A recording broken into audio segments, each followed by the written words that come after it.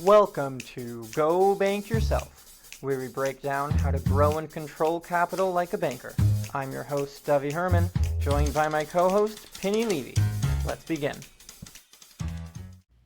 Hello, welcome back to Go Bank Yourself, episode 10. Go bank yourself. Go bank yourself, Penny. God. How's the fine folks doing today? You know, I think we could really say whatever we want, because right now, who the hell is watching? If you're watching, God bless you. In a few years, when we're huge, people are going to go back to these early episodes, and they're going to be like, this is what they were doing? This is what this thing looked like? Yeah, before the studios, before the guest spots on Oprah and The View. Yeah. I don't know if I want Oprah and The View. Maybe like Caleb Gilliams and Garrett Gunderson. All right, what you're talking about financial, YouTube financial whiz kids that nobody knows about, but Oprah and The View. The financial equivalent of Oprah and The View. What do you think that would be? Who would be the financial equivalent? I mean, Dave Ramsey, maybe. I was gonna who in our world who is the bizarro Dave Ramsey? You have to think about that for a while. No one has that. Have you seen Caleb Hammer? I haven't. Oh my God, you have to. Don't watch it with your wife or kids. Okay. Good advice. Now it's marriage advice. It's go bank yourself, financial advice, and what not to watch with your wife and kids. No uncomfortable movies. Yeah, oh my God. This guy, he does financial audits on just your everyday people who are not in great situations and make terrible decisions and are in mountains of debt, and just it ends up being very entertaining. It's not so educational. But you can learn some things. One man's pain is another man's entertainment. All right. So what do we got lined up for today? We got lined up for today a topic that drew me into this space many years ago, that once I realized how whole life insurance intertwines with real estate investing, that's when it clicked for me that this stuff is the real deal. We're not just selling death benefit protection out here. Even for the long term, there are legitimate strategies that very, very successful people out there are using. More people should know about them, but there are many people capitalizing whole life policies and using them as a cash flow management strategy for real estate. So let's just jump right into that. In order to invest in real estate, investors need capital, right? And that capital should be liquid, or at least have a reasonably high level of liquidity. They should be able to turn that capital into cash within the matter of a few days, maybe a couple of weeks, reasonably fast. And real estate investors have a unique problem. That is, and I'm going to say we because I'm an aspiring real estate investor. I think we all are, except I hear those three T's: tenants, toilets, and termites. Really, really deter people, and they're like, to hell with this. But some people love the grind. I don't know. It sounds very intriguing. The problem is that we need cash available to fund deals, and we know that cash is depreciating because of inflation, and we'd rather have cash out working for us. So on one hand, we need access to cash, and on the other, we don't want to be sitting on too much cash and would rather have that money in real estate deals. So how do investors solve this problem? Where are investors going to store their capital while they wait and look for deals? So I'd say the 4 or 5 most common places where people store capital is a typical checking or savings account. Mm-hmm. Now the problem there is going to be, low interest. You're not earning much in there. It's vulnerable to creditors and judgments. And just studying real estate investors, it seems like the litigious society that we live in is something that's on their minds. You have tenants who can easily be upset by their landlords, and they may know what assets they're sitting on. A lot of this stuff is public. Um, so low interest, vulnerable to creditors and judgments, and of course taxes. If you have Taxes, right? money sitting in a savings account earning 3, 4, 5%, and we're talking about serious cash, that's a large tax bill coming to you every Hmm. single year. Hmm. Another option are treasuries. I do hear a lot of real estate investors do keep money on the side in treasuries, and treasuries you may earn slightly higher rates than like a savings account, but Hmm. you're still vulnerable to creditors and judgments. They'll probably, by the way, they'll probably tick up. They'll probably rise with interest rates. There's a big changeover from the former Fed chair to the new. I can't remember the new one's name, but the immediate pressure politically will be, hey, drop interest rates. But the bond markets are saying, no, no, no. The bond markets are saying interest rates have got to rise, and treasury rates will rise. I mean, at the height of inflation, bond rates were, I mean, even 10-year bond rates were in U.S. bonds 5% plus, and that would look attractive. But the very next problem with putting your money in a bond is Taxes. time. You're now locked up in a bond. What about when that deal comes through?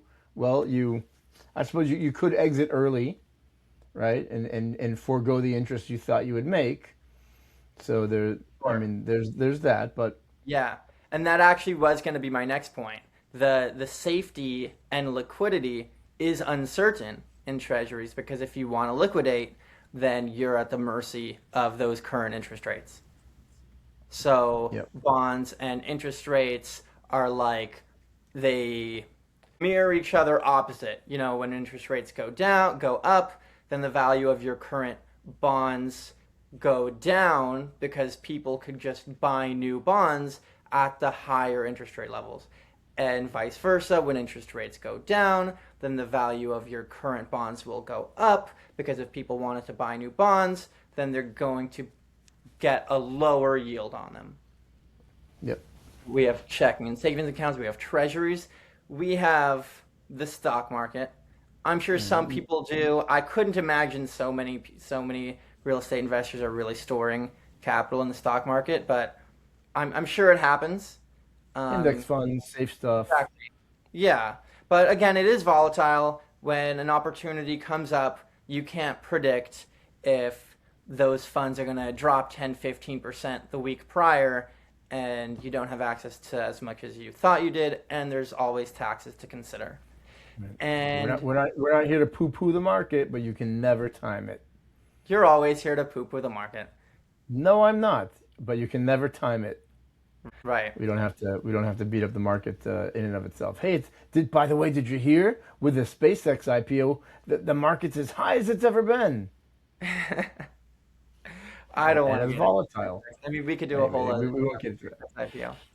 Okay, and where probably, because I haven't interviewed too many folks, where do most real estate investors probably have their capital stored? In other real estate deals, Hmm. right? They're always looking for deals. They always have money in other deals.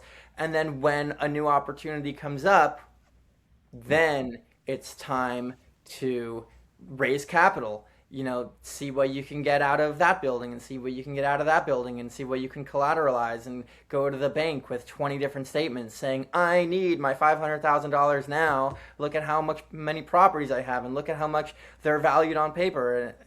And it can be very, a lot. It can be a lot. This all sounds like the conventional wisdom that led to Nelson Nash's own real estate meltdown in 1981. Oh, that's true. And what happens if interest rates take a huge jump and your notes are coming due? If you want to jump into that story for a hot second. Only that with a small real estate empire doing it the conventional way. I mean, it's acquire a property, cash flow it, prove up your next loan, cash flow it, buy the property, cash flow it, next property, next loan, next property, all something around like a 15-year variable rate mortgage or adjustable rate mortgage. And what happens in a 1980 situation when interest rates spike? And how much? From 8% to 23% nominally, right? Is that a big spike? Is nearly tripling the amount of money that you owe each month a problem in real estate? I don't know. You can just triple the rents, right? Right. Yeah. No, you can't Probably triple not. the rents. You got to Yeah. come up with the money. And in his case, well, that's why we're here talking about this today. So that's actually kind of what we're facing right now. The commercial real estate market has been in this situation for probably a little over a year now, where a lot of notes have come due in the last couple of years. You had a lot of when interest rates were still really low pre-COVID 2019. You had a lot of investors buying these notes. Commercial buildings are usually rolled on 5-year notes. And in 2024, when these notes came due, interest rates were significantly higher. The federal funds rate went from something like 1 or 2% up to 5 and a third, and it stayed there for a while. So investors who were looking for new notes were suddenly facing significantly higher rates. More And expensive, yeah. that's a problem that we're facing right now. Come take a drive in Southern California through Sherman Oaks, through Santa Monica. Isn't that where the Brady Bunch house is? I don't know. I don't. And look at how much vacancy there are in commercial buildings. This has to be involved. I know for a fact it is. I couldn't say I'm an expert on the topic, but there's so much vacancy in commercial real estate right now because the market is just not what it was a few years ago. Yep. So where then should investors turn for their money? Right. So in real estate, cash is always king. Whoever can raise cash first usually wins the deal. And out of the four options, which are likely the four places where most investors store their capital, I could have missed some. Again, I'm not pretending to be an expert on this topic. I just do a lot of research in the financial space, and real estate is a giant industry. So treasuries or high yield savings makes the most sense from a place of like risk reward. But what if there's a better way? What might that better way be, Penny? As I'm sure we're both in the same camp here. When someone finds it, they should just let us know. So mutually Infinite owned, banking, of course. Infinite banking. A mutually owned dividend properly paying whole life insurance very good. policies will over a Exactly. long period of time will over a long period of time outperform treasuries and high yield savings accounts. And we could pretty much mathematically prove that over a long period of time, You. again, over 20, 30-year Yeah. period plus, especially when considering the tax implications. I It's want to more rename it right here and now for our real estate investors watching or tuning in for the very first time. We didn't say infinite banking or whole life insurance. We said guaranteed high equity life insurance, I like meaning that. the equity that you can tap into here for your next deal is guaranteed to be there. You are guaranteed the access fast, and you are guaranteed to still earn money inside your account as if you'd borrowed nothing. Fund a deal, flip a deal, pay that account back with profit, and whether you were profitable or not, God willing, you're always profitable. But inside your account, when you borrowed 300K to lock up a property as a bridge loan for a deal to be first in line, well, your 300K earned interest as if you didn't withdraw a penny from your guaranteed high equity life insurance policy. Yes. So it's going to outperform treasuries and high yield savings accounts, is more liquid with less risk because we said that the risk in treasuries are the interest rate fluctuations, more liquid in treasuries because you can borrow against the equity in your policy at the click of a button, and has the uninterrupted compound growth feature unlike anywhere else. Because if you're storing capital in a savings account, and even if you're getting a decent rate of return, when you tap that capital, you are liquidating the cash inside of there, and you're never going to earn another dollar of interest in that on those dollars again. They are now spent. They are outside of your domain. Right. And something else we did mention was what about when deals take longer than you planned? What about when you borrowed money you borrowed other people's money, whether it's from a bank or a better deal from friends or investors, and your deal isn't becoming profitable as fast as you thought, or it's taking longer, or the contract fell through. So who's footing the bill then for the financing? And what are the terms then? And what are the personal guarantees you had to put behind this thing then? Because you're still paying on this note to an outside lender, and you haven't even seen any cash flow from it yet. And you don't have a choice. These payments are locked in. You have to pay on these notes. Yep. So in our scenario, our suggestion, your guaranteed high equity life insurance that you borrowed against, well, there truly are no payment terms. Take as long as you want. God willing, you can pay on a decent schedule because you naturally want to replenish that fund, replenish the equity for the next deal. But if things don't, when the what ifs of life happen, this really is a place when no one's coming after you for this money back.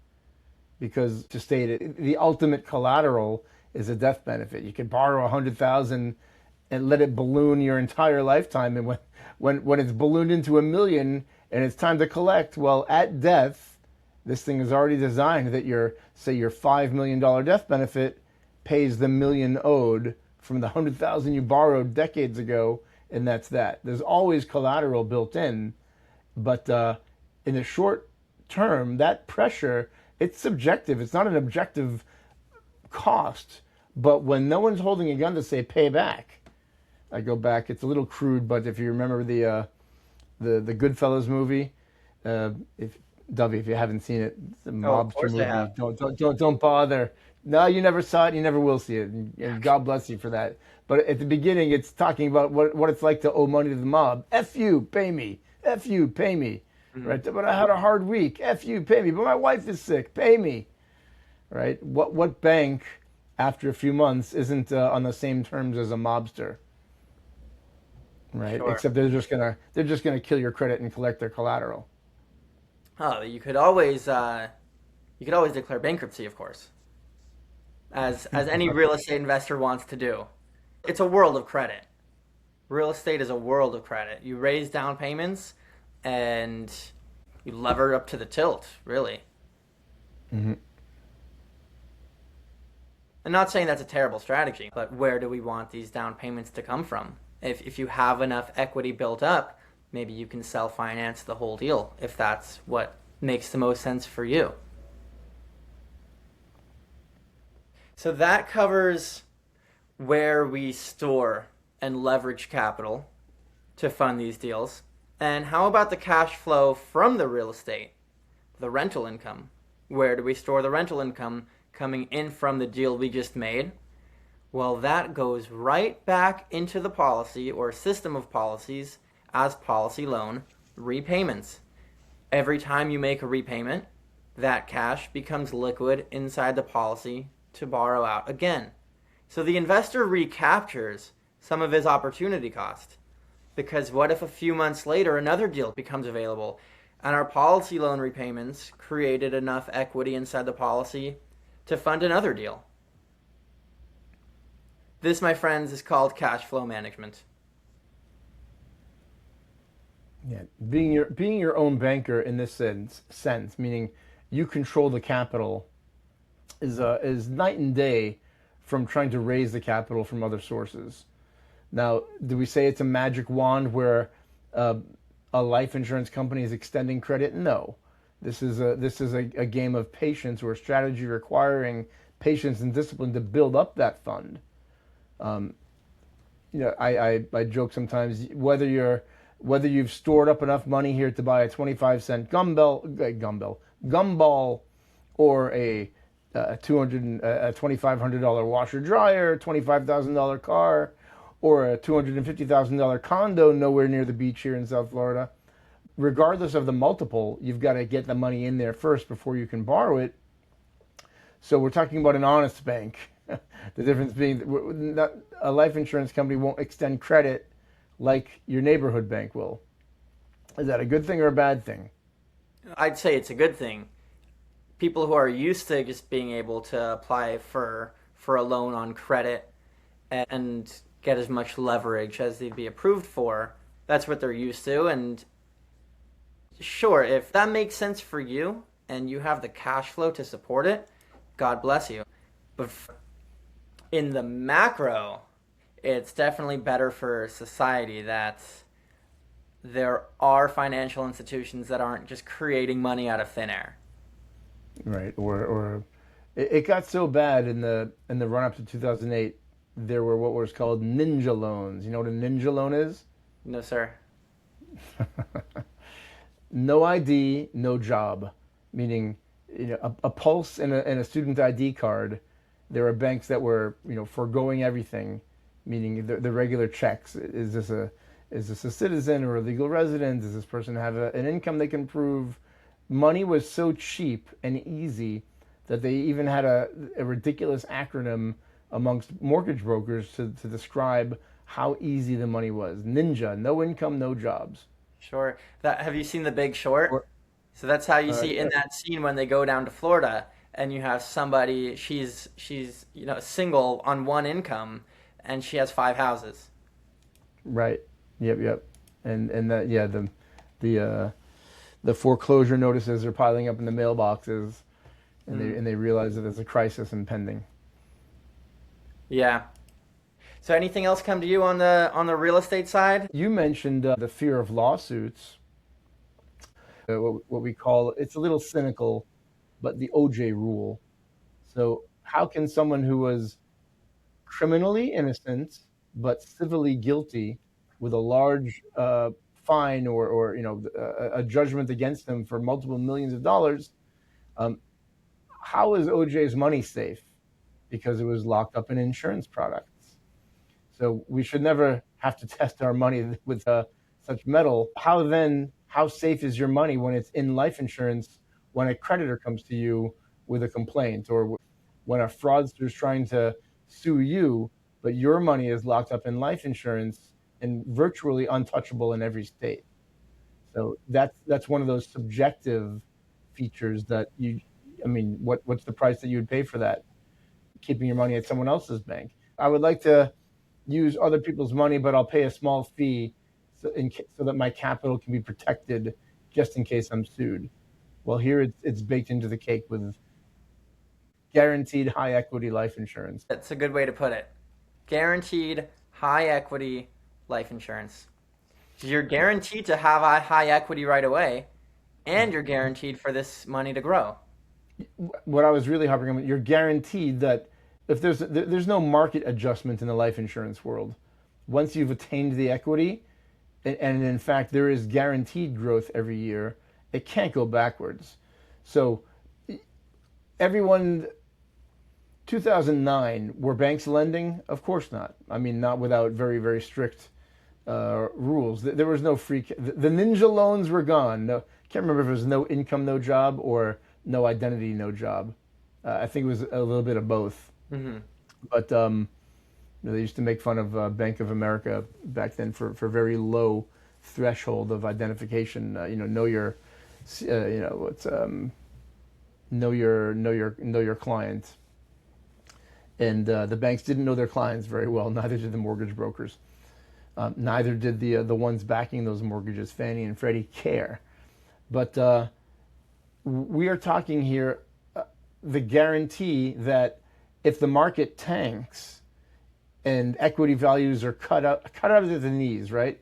If you thought you could pull money out of a building for the next building, you can't do that in 2009. But your equity in life insurance is guaranteed.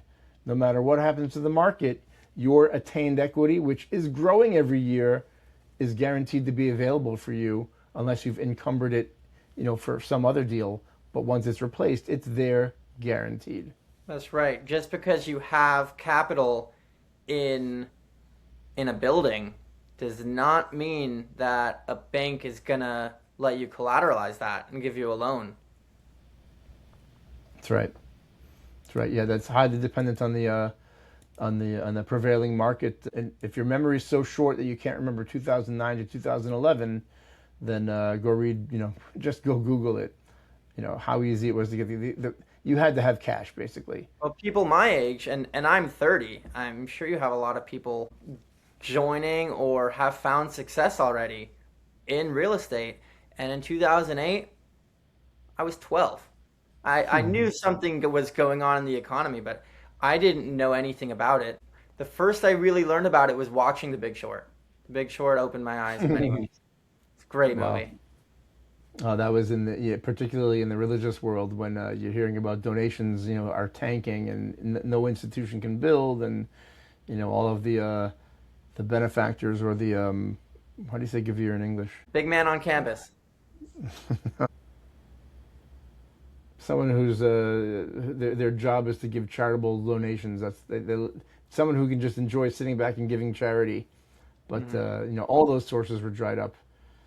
Man, I'll think of the word right as we stop filming. Penny, thanks for joining us today. There are many strategies and businesses that guaranteed high equity life insurance policies can aid in any financial strategy.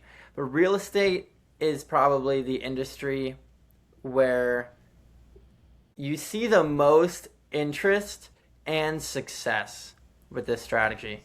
Because I think our way of thinking and real estate investors' way of thinking are very aligned, where we know cash is important because opportunities are right around the corner and we need access to cash. We don't like cash. We don't like the dollar system that we're living in, but we know that we have to play the game and we need access to cash. So how are we going to set up ourselves to be able to have guaranteed long-term growth, access to cash, and as much control as we can get? And most people don't realize this. Guaranteed high equity life insurance policies with mutually owned companies is the answer. That's right. And then one day you too could become a philanthropist. That's the word. Okay. Philanthropist. Love it. Thanks for tuning in. It was, I love that info. I love the topic, and we'll see you next time. Thank you for listening to Go Bank Yourself. To learn how to apply these strategies in your own life, email Dovi Herman at realchangefinancial.com. We'll see you in the next episode.